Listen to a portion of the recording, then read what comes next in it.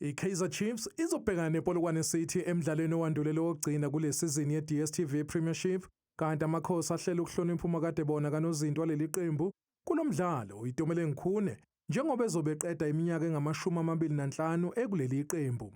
Ukhune wakhushulelwa eqenjini eliphezulu ngonyaka 2004 kanti wagqama kakhulu ngonyaka 2007 lapha kaqokwa khona njengonozinto ovelele.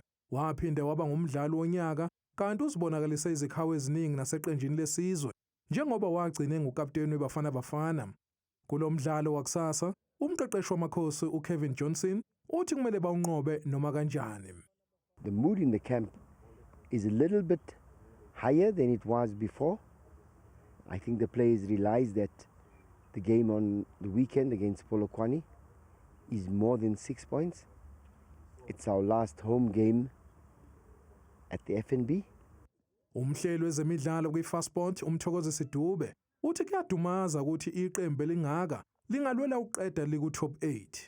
Very, disappointing because Kaizer Chiefs is a big team.